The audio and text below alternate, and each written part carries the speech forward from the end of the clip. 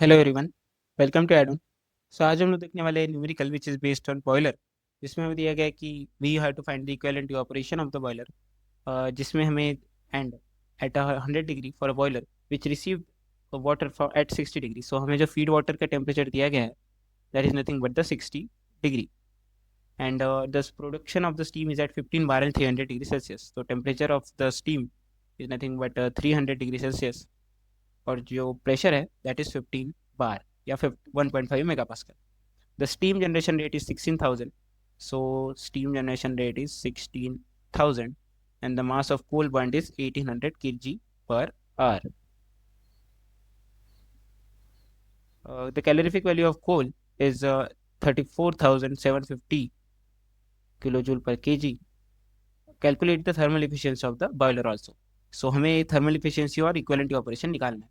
हमने पहले भी इस तरह के क्वेश्चन बहुत बार सॉल्व किए। हमें पहले पता है कि अगर आपको इस तरह के क्वेश्चन में फॉर्मूलेस पता है तो आप इजीली इस क्वेश्चन को सॉल्व कर सकते हो।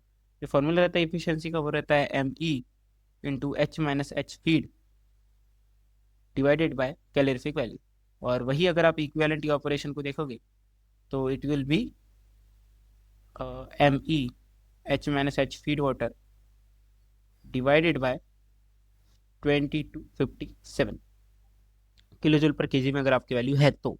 अगर आपकी value kilo calorie per hour में है तो आपको इसमें 550 लेना है नीचे डिनोमिनेटर में। सो या दिस इज द फॉर्मूला। सो एक एक करके आप देखेंगे कि हम कैसे इसको सॉल्व कर सकते हो। सो एमई जो रहता है इसमें वो होता है equivalent mass which is mass of steam divided by mass of coal, and हमारे केस में ये मास ऑफ स्टीम है 16,000 divide by mass of coal है 1800। सो द आंसर जो हमारे पास आएगा वो एमई का दैट विल बी 8.88।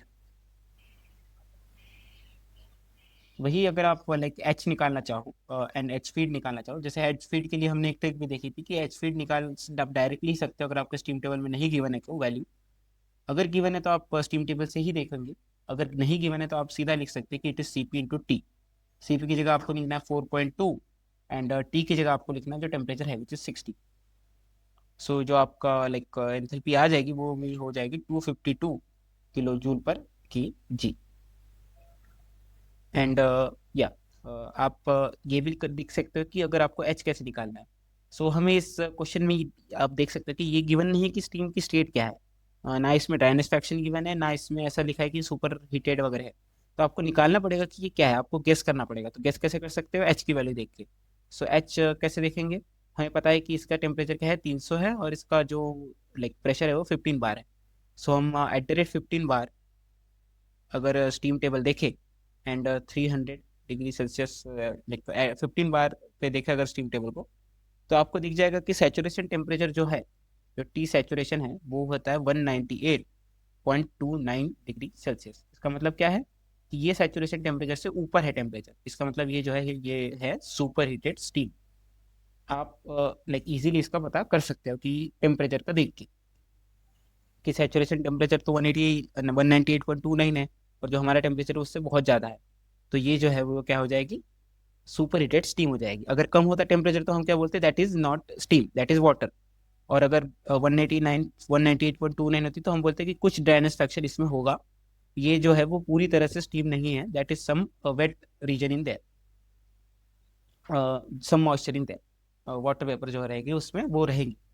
लेकिन हमें मिला है कि जो टेम्परेचर है वो टी सैचुरेशन से कहीं ज़्यादा है, तो इसका मतलब ये क्या है, super heated steam. So super heated steam के लिए सिंपल फॉर्मूला होता है Hg plus C P into delta T. Delta T में हमारे पास आएगा 300 माइनस 198.29, और हमारे पास सीपी में आएगा जो भी उस प्रेशर पे आपको सीपी मिल रही है और एच जी मिल रही है। सो सीपी आपको स्टीम टेबल में देखना है, सर्टन प्रेशर्स के लिए सीपी की वैल्यू चेंज चेंज होती रहती है, लेकिन मोस्टली वो 2.7 या 2.8 के बीच में ही हो। प्लस एच जी की वैल्यू आपको क्या मिलेगी, एच जी की वैल्यू आपको मिल जाएगी 15 बार पे स्टीम टेबल देखने से। सो 15 बार पे स्टीम टेबल आप देखेंगे तो एच जी की आपको मिल जाएगी विच इज 2791.01। सो ये आपकी रहेगी एच जी की वैल्यू। सो एच की वैल्यू आपकी क्या आ जाएगी कैलकुलेशन के बाद, 3065.8 किलो जूल पर के जी।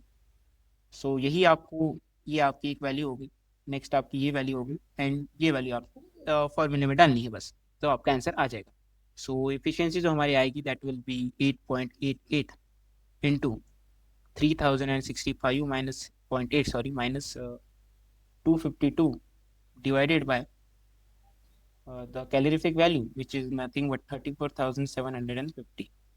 हमारे पास जो आंसर आएगा दैट विल बी 71.9%।